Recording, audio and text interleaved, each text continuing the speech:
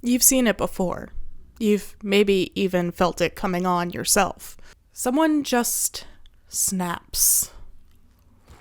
They go from holding it together to spiraling in seconds. It's loud, it's emotional, it's oftentimes very messy. And if we're being honest, it's kind of captivating to watch. That moment, that's what we're talking about today. Crashing out, public freakouts, going postal, whatever it's called. Humanity has always been cynically fascinated by someone meeting the end of their rope, usually in a public and embarrassing way. And as it turns out, it's way more than just internet drama or reality show meltdowns. From viral freakouts to historical workplace tragedies to our favorite cartoon duck. This is a story about stress, systems, and the human breaking point.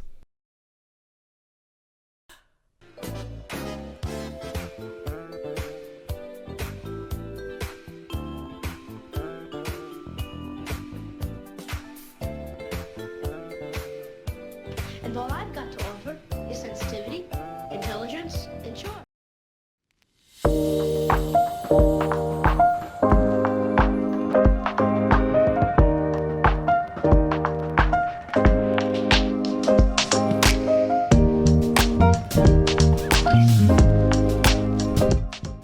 As with most slang in the United States, the term crashing out finds its origins in AAVE, or African American Vernacular English. Just like woke and bae and slay, and, well, you see where this is going. We can't seem to stop stealing words from Black Americans.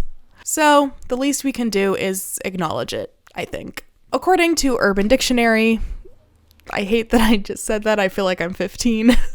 Crashing out can be described as simply to go insane or do something stupid. TikTok user Lizagara Books, very sorry if I said that wrong, Miss Books, further explains that to crash out means something made you just so mad or so upset, you're about to make a decision that you might regret later. What does it mean to crash out? Hi, I'm Jessica and I teach you TikTok slang. When you're about to crash out, that means something just made you so mad or upset, you're about to make a decision that you might regret later. Some examples of crashing out, in my opinion, would be like your soccer team is losing and you just start a random fight with a guy in the stands that roots for the opposing team without fully considering that, like, you might get arrested. Crashing out seems to be on the rise these days. Whether we're just seeing more of it due to social media or because of an actual increase, it's hard to say.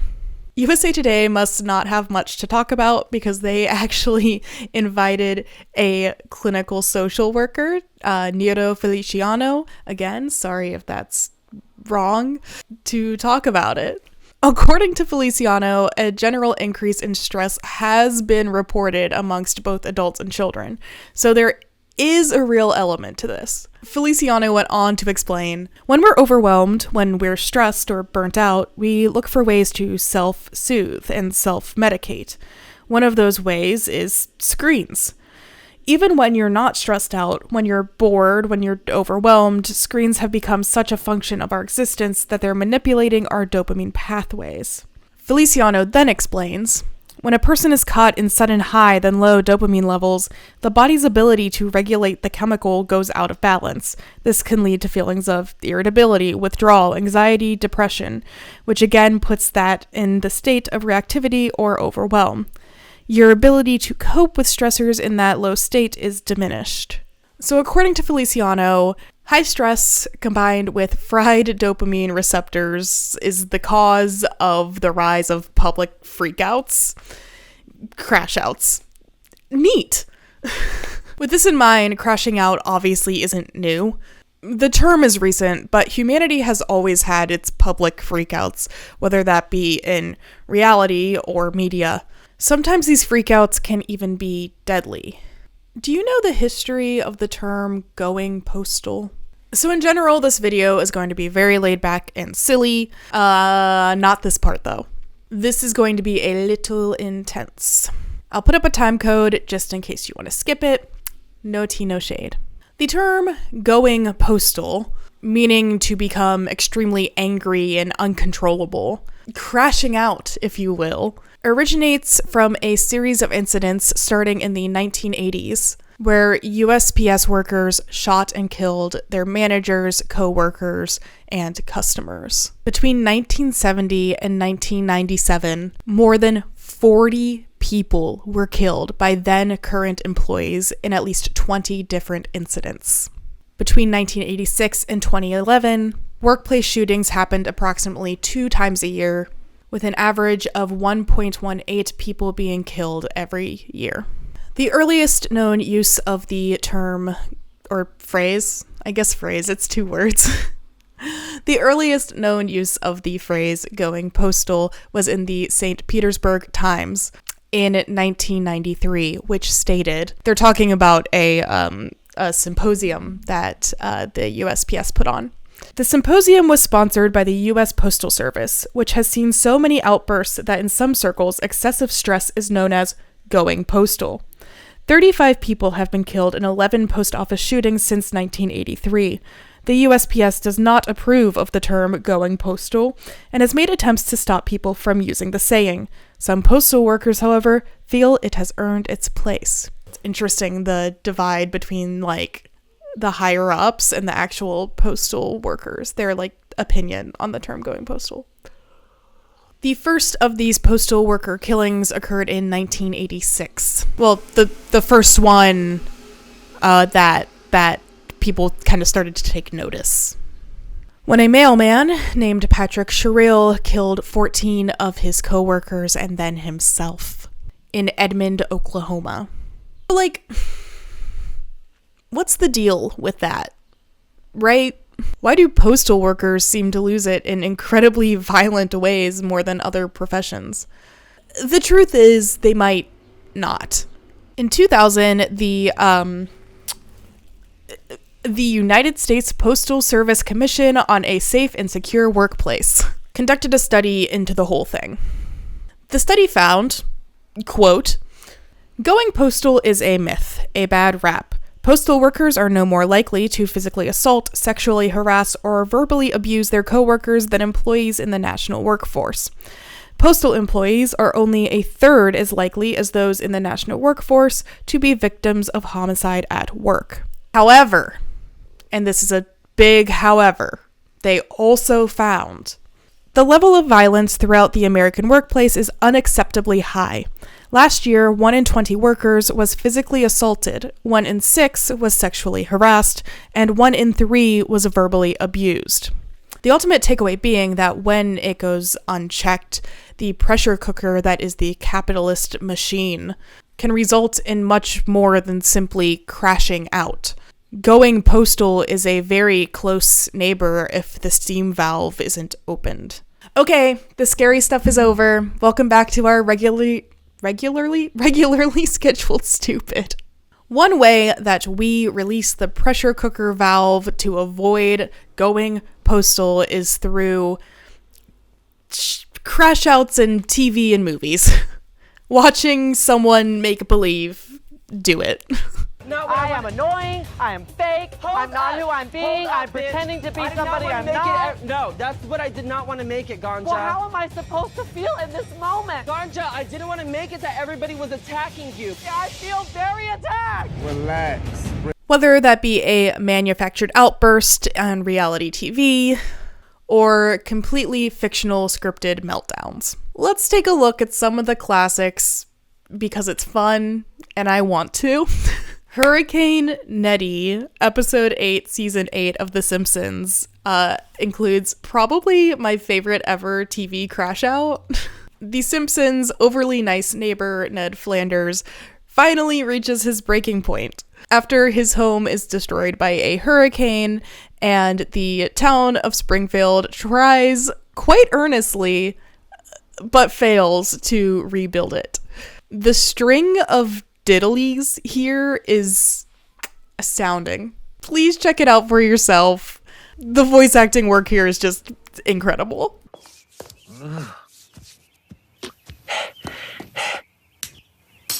Oh. Now calm down, diddly diddly diddly diddly diddly. They did their best, shoddily iddly iddly diddly. Gotta be nice, hostility diddly diddly diddly. Ah, hell, diddly ding dong crap! Can't you morons do anything right? I mean, come on. We can't talk about iconic media crash outs without discussing Gene Wilder's "You lose" freak out at the end of Willy Wonka. That left a permanent scar on the psyche of an entire generation. To this day, I am convinced that a seemingly genial authority figure is going to suddenly snap out of nowhere and start screaming at me. Okay, maybe there's more to that fear than just Gene Wilder, and that's something I should talk about with my therapist. But still, that was scary. Like, we all remember watching that for the first time, right? We were all traumatized. Right? Forfeit all rights, privileges, and licenses herein and herein contained, etc., etc.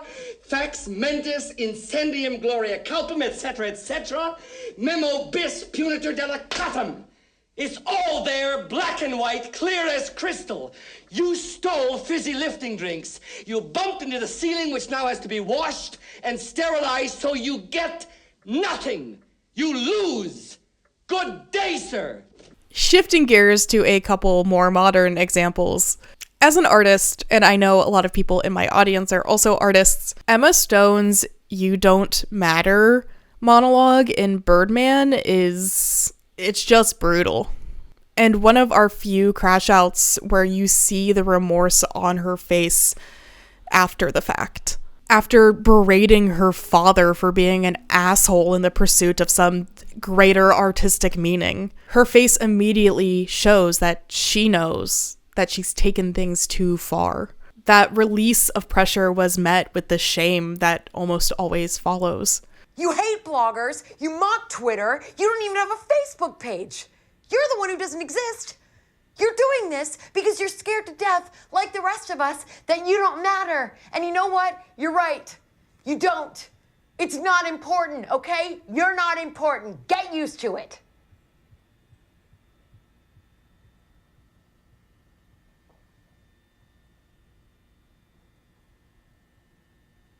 In a similar vein, Sally's breakdown in Barry. I mean, if you know, you know.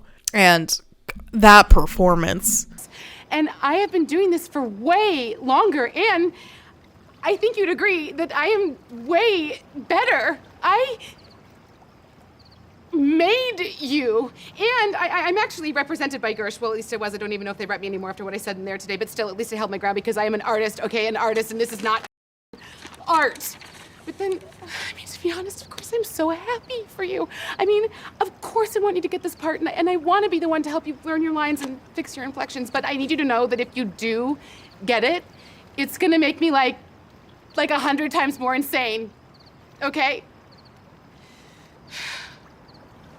Continue.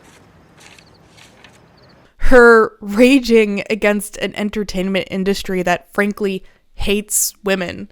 Like we talked about with the origins of Going Postal, this crash out is the direct result of an oppressive system that expects those trapped within it to just nod and smile along. Unlike with Going Postal, Sally's actions here are completely valid. Barry is privileged in a way he doesn't understand. The machine is working against her. Of course she's going to crash out, and you know what? Good for her. But with all of these great fictional crash outs throughout history, one man stands above the rest as the crash out king. And if you've seen the thumbnail of this video, you know exactly who I'm talking about.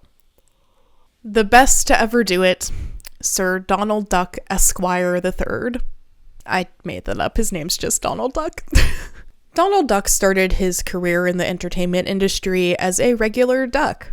Nothing super notable about him. He didn't even wear clothes in the first short. But that signature look and crash-out prone personality that we all know and love soon developed and continued to develop over time. And as World War II came around, things started to get very interesting for Mr. Duck. Donald, then Disney's most popular character, enlisted in the U.S. Navy, starring in short propaganda films such as Die Führer's Face, which sees Donald trapped in some sort of Nazi hellscape, Commando Duck, where we see the lovable scamp facing down Japanese snipers, and Reason and Emotion, which is interesting. This short argues that Hitler has destroyed the German population's ability to reason by using logic, by appealing to their emotions of hate, pride, and fear. This makes Donald Duck, well, a war veteran. And how do we treat our war veterans? I'll give you a hint. Not well. One study conducted by the National Center of Homelessness Around Veterans in 2012 found veterans were overrepresented in the homeless population compared with both the general and poverty populations, among both men and women. Veteran status and Black race significantly increased the risk of homelessness for both men and women. Men in the 45 to 54-year-old group and women in the 18 to 29-year-old group were at the higher risk compared with other ages. And of course, Mr. Duck's temper did seem to rise after the World War II propaganda era. If you watch Donald Duck cartoons, which I watched a lot for this video, he does seem to get progressively angrier over time. And you know, who amongst us hasn't?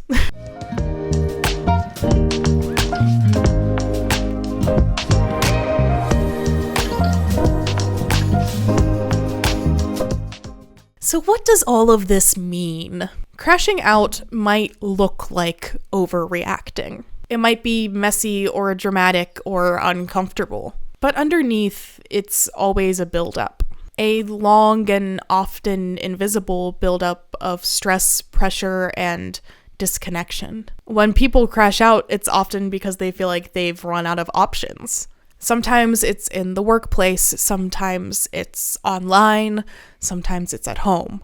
And sometimes it's in the middle of a cartoon. And while it's definitely easier to judge someone based on their worst moment, it's worth asking what systems and what pressures pushed them there in the first place. If you've been close to crashing out lately, it's a cliche, but just know you're not alone. These reactions don't come from nowhere, and a lot of people are feeling some type of way right now. And the more we come together as a community, the more we can start to see the cracks before they become explosions.